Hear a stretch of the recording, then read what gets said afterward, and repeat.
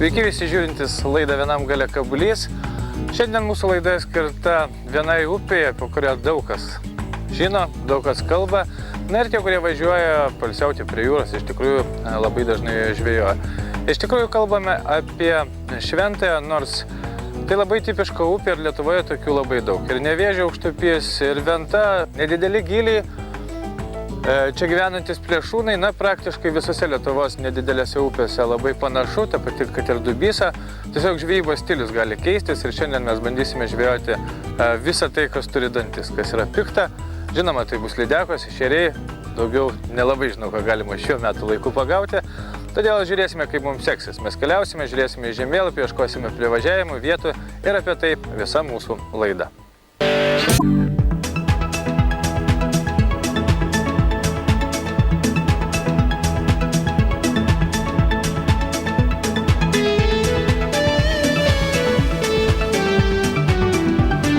Šventosios upė ties Baltijos jūra. Tai bene vienintelė upė, neskaitant kai kurių upelių, kuri tiesiogiai įteka į Baltijos jūrą. Taip, visi Nemunai teka per Kuršių marias, per Baltijos jūros vartus, per uostus. Na, o štai ši vienintelė, kuri tiesiogiai siejasi su Baltijos jūra. Pakankamai įdomi upė, nes čia žuvis gyvena ir pačioje upėje, o kartais išplaukia maitintis į Baltijos jūrą. Taip yra, o kartais net iš Baltijos jūros atplaukia maitintis ir gyventi Šventojoje. Žodžiu, viskas įdomiai susiję ir kaip nebūtų keista, čia gyvena net ir gėlavandenės žuvis pačioje Baltijoje. Ten galima pagauti ir ešerių, ir karšių. Na ir tie patys ešeriai, kai jiem atsibosta maitintis Baltijos jūroje arba kai mailius ten dingsta, atplaukia į Šventąją ir čia puikiai kimba. Šiandien mes pradedame ešerių žūklę pačiame Šventosios upės žemupyje. Ten, kuris tiesiai įteka į Baltijos jūrą. Ir kaip matote, ešerių čia yra. Žvejant mikromasalais išties, vos ne kopose galima žvejoti smagiai ir dabar šių metų laikas tas, kaip daugelis ešerių migruoja ir į Baltiją, ir iš Baltijos atgal į Šventąją ir čia jie kimba. Kodėl mes įsitikinę, kad migruoja? Todėl, kad prieš tai teko išvalyti vieną kitą ešerį ir tiesiog jų skrandžiuose mes aptikome krevečių ir jūrinių vėjažuvių mailių stobių. Vadinasi, viskas tvarkoje. Ešeriai iš tikrųjų išplaukia į Baltiją, ten maitinasi. Galbūt naktį, galbūt vėliau vėl grįžta. Štai čia, prie pačių kopų ir čia jų galima sugauti išties nemažai. Kągi, mūsų eksperimentas pavyko, mes džiaugiamės, ešerių čia yra. Ne patys didžiausi, ne apie tuos, kuriuos mes svajojame, tačiau yra. Ir tokių žuvų čia gali prigaudyti begalę. Ypatingos žūklės sugebėjimo žvejoti štai tokius ešerius Šventojoje, nereikia. Tai gali daryti kiekvienas meškeriotojas. Esmė – plonas valas 12–14 mm, paprastas monofilamentinis, 3–4 gramų galvakabliai, spalvoti guminukai, vadinamieji mikromasalai ir viskas. Parinkti spalvą čia nėra sunku, dirba dažniausiai raudonos spalvos arba vadinamieji Motoroil, tai yra rudos mašininės alyvos spalvos guminukai. Tiesiog vaikštai, mėtai, ieškai, randi ešerių būrį ir gali jų prigaudyti daug. Tęsime savo pažintinę geografinę kelionę po Šventosios upę ir šį kartą mes jau vidurupėje. Nors tą vidurupę galima pavadinti ir aukštupę. Čia iš tikrųjų įspūdingai atrodo upė. Suvirtę medžiai, begalė įvairiausių rąstų, upės vaga tikrai negili. Vieta netoli Šventosios girininkijos. Vadinamasis didžių ir mažųjų takas. Čia ir gamta graži, ir miškas įspūdingas, suvirtę medžiai išties atrodo įdomiai. Mūsų laidos bičiulius Vladas ir čia sugeba sugauti ešerių, o vis dėlto daugiau galvojame apie lydekas. Tose vietose, kaip matote, ir mūsų masalai, kur kas rimtesni, parašti lydekų žūkliai, tačiau kol kas kimba ešeriai. Nors net nebejojame, kad čia atplaukia ne tik lydekus. Daugelis meškeriotojų tai žino. O dabar, kai lydeko metas, galima pagauti ir iš tikrųjų įspūdingų laimikių.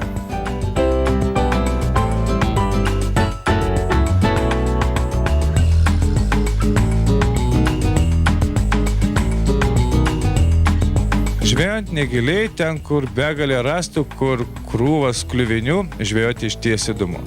Lydekom ir masalams mes renkamės pačius įvairiausius variantus. Mano vis dėlto mėgstamiausia tai ryškios spalvos salotiniai guminukai, o Vladui, žinoma, jo sugalvotas muselės.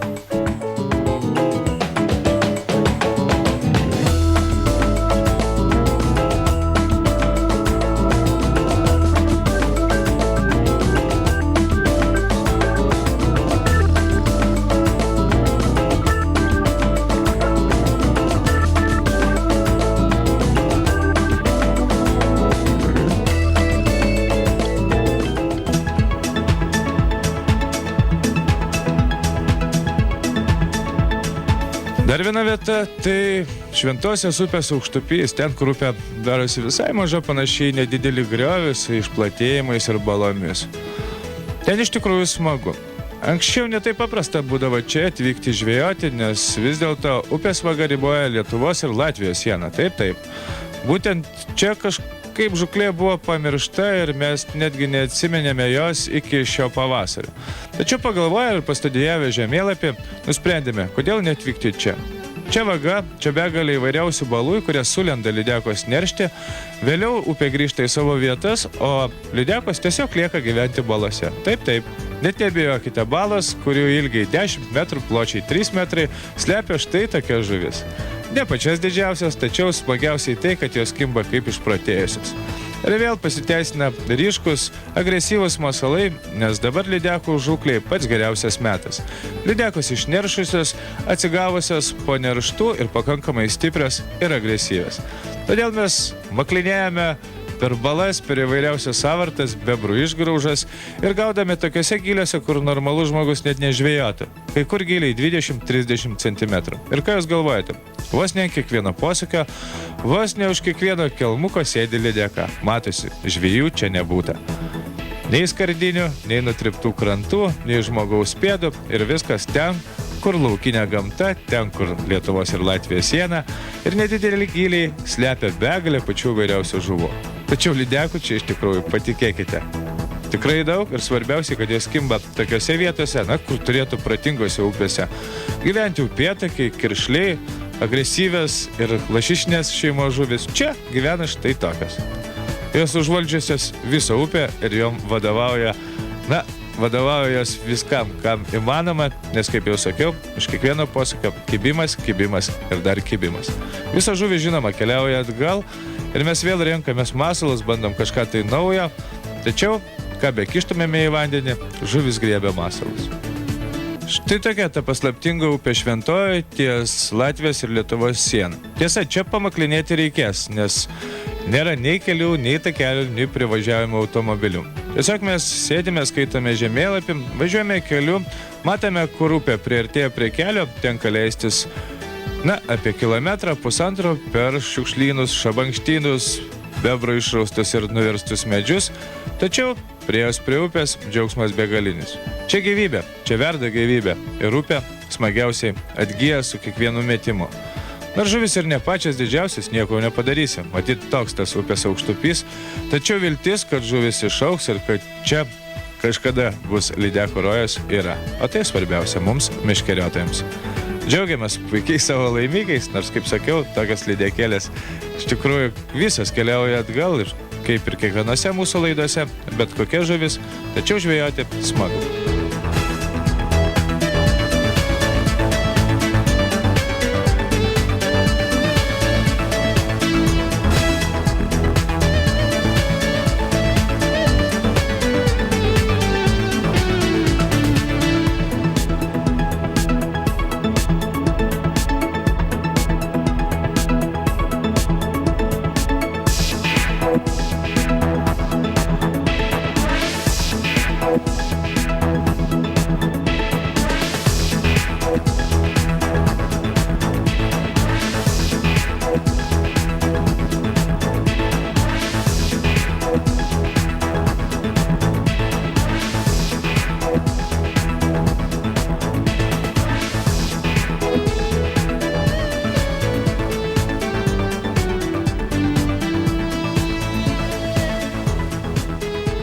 Štai tokia šiandien buvo mūsų žūklė. Žiūriu žemėlapį, atbarškinom praktiškai visą Šventosios upę, nuo Žiočio iki pat Iki pat Lietuvos-Latvijos sienos, kur, kaip matėte, upė visai grevytis, greviukas. Iš tikrųjų įsitikiname, kad žuvies yra, žemupy daugiau vyrauja ešeriai ir didesnės lydekos, aukštupy lydekų labai daug, praktiškai jos ant kiekvieno posūkio, tiesa mažas, tikimės, kad jos užaugs. Kojas, jeigu atvirai sulinda ten, kur jos ir turi būti sulindusios, na, o netrukus jūsų laukia žuklės naujienos. Prieš tai dar šiek tiek informacijos noriu priminti, kad prasideda didysis varžybų, žuklės varžybų maratonas. Iš tikrųjų jau prasidėjo, daug varžybų įvyko Lietuvoje, pačių vairiausių, tačiau vienas iš tokių, na, įdomesnių, tai gegužės 17 dieną Palangoje nuo gelbėjimo stoties startuoja įspūdingos žuklės varžybos pavadintos Baltijos menkė 2008. Ten susirenka meškeriotojai iš visos Lietuvos, kurie turi savo laivus, katerius, pripučiamas valtis, kurios yra sertifikuotas, kuriomis galite plaukti į Baltijos jūrą ir jie žvejos tenai menkes. Iš tikrųjų bus įspūdinga, prizas labai geras, kateris, boosteris. Dėl to verta pasistengti. Na ir šventė, kaip visada, ir koncertas, ir kavinės, ir vaikų pramogos. Žodžiu, visą tai informaciją štai čia galite paskaityti internete. O gegužės 25 ir 26 dieną vyks tradicinės žuklės varžybos nuo kranto Baltijos jūroje. Jei pamenate, tikrai daugelis dalyvavote, puikios varžybos nuo kranto, kai visi gaudo tolimo užmetimo super galingai žuklės įrankiais ir žvejoja plekšnės, tai šiemet šios varžybos bus Papėje. Taip, iš tikrųjų bus Papėje ir bus be galo įdomu, nes ten ruošiasi atvažiuoti ne tik lietuviai, tačiau ir latviai ir tarpusavį pasivaržyti, kas kaip moka žvejoti Baltijoje, žuklės surfais pakankamai jauna, nauja pramoga ir visą tai, kaip visada organizuoja klubas Vienam gale kablys ir žinoma žurnalas Žvejys ir žuvis. Šiek tiek džiaugsmo apie Šventosios aukštupį. Taip, iš tikrųjų, lydekų mes čia pagavome begalę. Rezultatas berods po 2 valandų buvo 10-10 ir mums to tikrai užteko. Žuvis nebuvo pačios didžiausios, bet svarbiausiai, kad jų yra. Smagu gaudyti žuvis, kad ir kokios jos bebūtų, jeigu jos gerai kimba. Svarbiausiai nesužeisti ir gražiai paleisti atgal. Šiandien eksperimentų nedarėme ir neturime labai daug ko patarti žvejojant spiningų. Tiesiog, jeigu sugalvosite važiuoti į nedidelės upės, neimkite labai galingų žuklės įrankių. Su jais žvauti tiesiog nemalonu ir nepatogu. Žvejant tokiose vietose, kur gyliai nedideli, reikia galvoti apie nedidelius masalus, bet jau apie nedidelius masalų svorius. Šiandien naudojame galvakablius iki 6 gramų, guminukai nedideli, na, o Vladas kaip visą laiką gaudė savo nedidelėmis muselėmis. Protakų, pertakų, įvairiausių balų pilna. Čia Šventosios aukštupyje. Kaip jau sakiau, labai laukinė vieta, kur mes apsilankėme po daugelio metų. Kažkada savo žuklės pinigų, būdamas vaikas, pradėjau būtent čia. Na, dabar įsitikiname, kad žuvies, nors ir nedidelės begalė, jas metame, leidžiame, metame. O kodėl apie visą tai kalbame? Kalbame todėl, kad netrukus prasidės poilsio vasaros sezonas. Daugelis žmonių sulėks į Palangą, į Šventąją, prie jūros ilsėtis. Ir daugelis iš tikrųjų yra meškeriotojai. Ir nenori trenktis iš Palangos tolyn į Nemuno žemupį, kažkur kažką tai žvejoti. Štai prašom, šalia turite prie visų Palangos ir Šventosios ir Baltijos jūros kurorto puikią nedidelę upę Šventąją. Tiesiog reikia padirbėti, paimti žemėlapį į rankas, paskaitinėti, pasižiūrėti, kur teka upė, kur daugiau jos posūkių ir čia galite prigaudyti begalę pačios įvairiausios žuvies. Ne tik plėšrios, ne tik lydekų, ne tik ešerių, tačiau nebejojame, čia galite sugauti ir šapalų, meknių, karšių.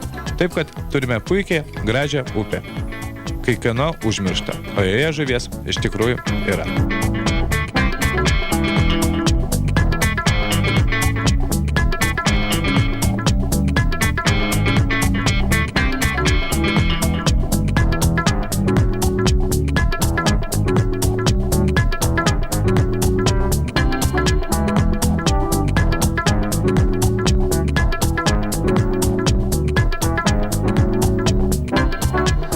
Tokia buvo mūsų pažintis su Šventosios aukštupiu. Kaip matėte, rezultatai nerealūs, nedideli, bet sulošėme labai prabangią stalo teniso partiją, galiu pasakyti tiek, nes rezultatas, kurio jau nebeatsimenu, koksai buvo. Kur beisi, kur bemesi, visur lydekos. Gailas mažas, tikimės, kad kažkada išauks ir kažkada, na, po 4-5 metų mes gal grįšime čia ir jau gaudysime tokio dydžio žuvis. Kas šiaip tvėrė? Žodžiu taip, tokia buvo šiandien mūsų istorija apie lydekų žuklę, apie Šventosios upės pažintį, o jūsų kaip visada laukia žuklės naujienos.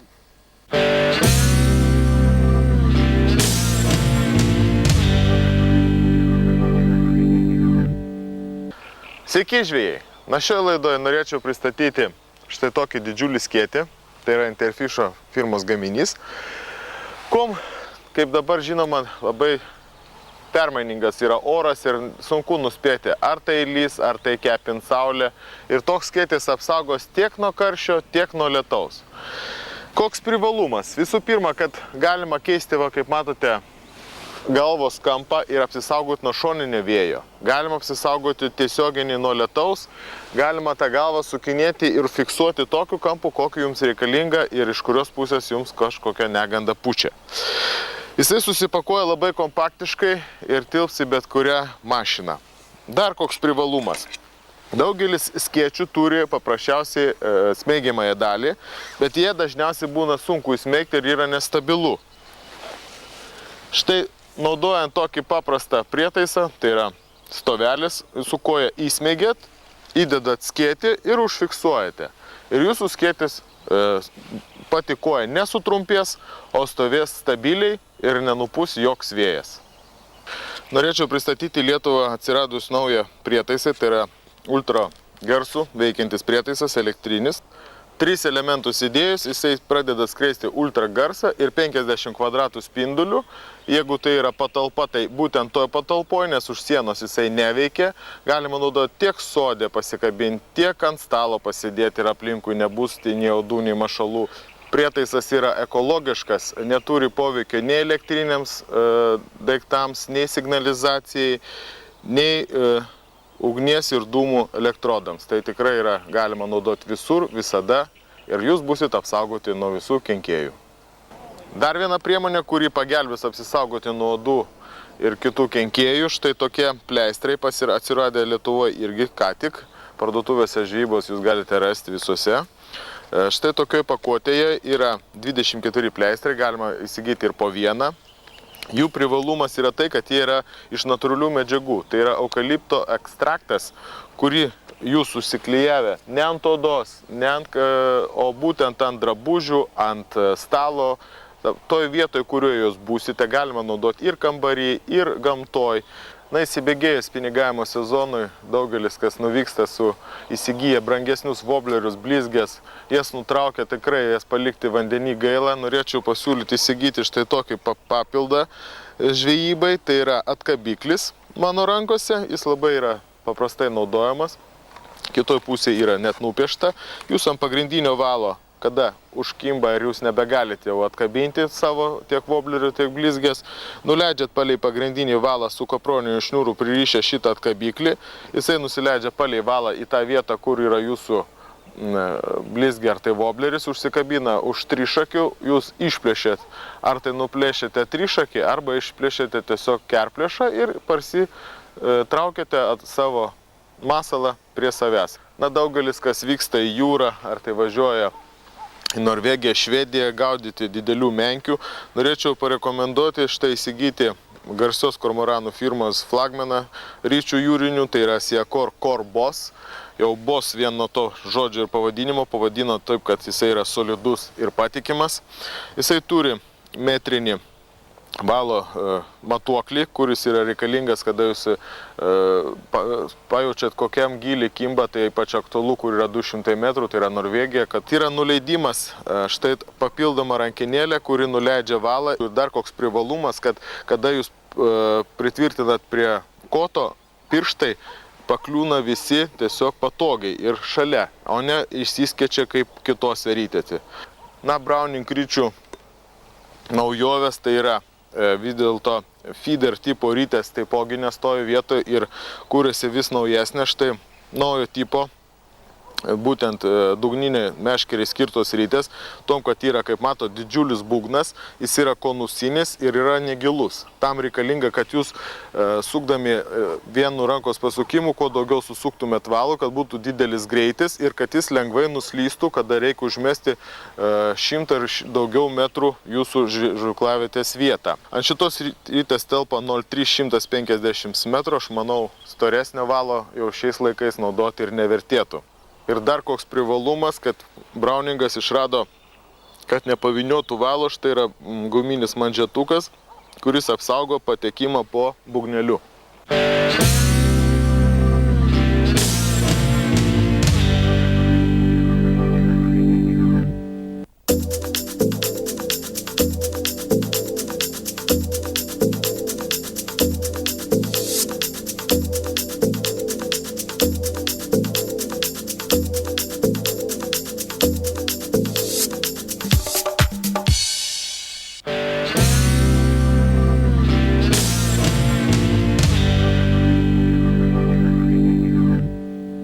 Na šią savaitę noriu priminti, kas nespėjo praeitą savaitę įsigyti Civilor valčių ir su 50% nuolaida įsigijus valtį varikliui, kuris kainuoja tik 350. Ši akcija galioja ir šią savaitę, taip kad visus kviečiu į Romados salonus, kas nespėjo įsigyti pigių prancūziškų valčių ir už pusę kainas variklius. Na, o šios savaitės Romados akcija skirta štai Clearwater baloniniam meškerėm Šekspyro su 40% nuolaida, jos kaina šią savaitę tik 79 litai. Na, kaip visada, antroji Romados akcija skirta štai mano rankose naujiems Odyssey spinigams teleskopiniams, kurių šią savaitę su 50% nuolaida kaina tik 69 litai. Tai tie spinigai galima būti naudojami kaip spinigų ir kaip meškerė. Nuo 3,30, 3 metrų, 2,70 ir 2,40 tik 69 litai. Na, neužmirškit, kad prekių kiekis Romadoje tikrai yra ribotas ir susitiksime Romados salonuose visoje Lietuvoje.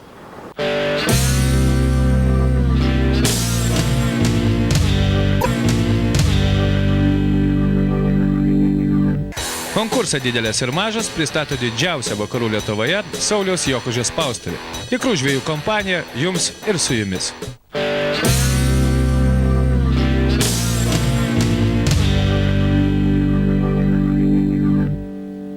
Konkursas Didelės ir mažas skirtos jūsų sugautiems laimikiams ir šį kartą nuo bendros Latvijos-Lietuvos sienos ir Šventosios upės, apie kurią šiandien jūs matėte laidą. Didelės ir mažas.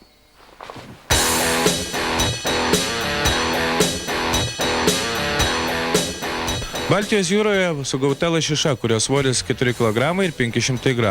Žuvis sugauta spiningu blizgė žilvinas. Iš tikrųjų įspūdingas laimikis žvejojant Baltijoje nuo kranto. Laimikio autorius ponas Nikolajus. Arvydas Vikonis Rokiškio rajone puikiai pradėjo lydekų žūklės sezoną, sugavęs 13 kg ir 700 g lydeką. Na, o Josefas Stepūra sugavo įspūdingą 13 kg ir 700 g laukinį karpį. Viskas, ką norėjome šiandien parodyti apie žūklę nedidelėse upėse ir visai nesvarbu, kad žvejojame Šventoje, tiesiog pasiėmėme žemėlapį, kaip supratote. Ir jau kai važiavome, tai važiavome. Nuo ten, kur Šventoje įteka į Baltijos jūrą, ten, kur prasideda štai tokios balos, kur Lietuvos ir Latvijos siena. Ir kur kimba begalė lydekų. Tiesa, kokios jos buvo tokios, svarbiausiai, kad smagiai pamiklinome ranką ir tikrai galime drąsiai pasakyti, lydekų Lietuvoje yra. Kol kas mažų, po 4-5 metų jos išaugs. Ir jų bus didelių, net nebijo, jeigu mes neišgaudysime. Šiandien tiek, nei žvyno, nei uodegos. Susitiksim lygiai po savaitės ir dar noriu priminti visiems, kad netrukus laida Sveikatai ir laimei.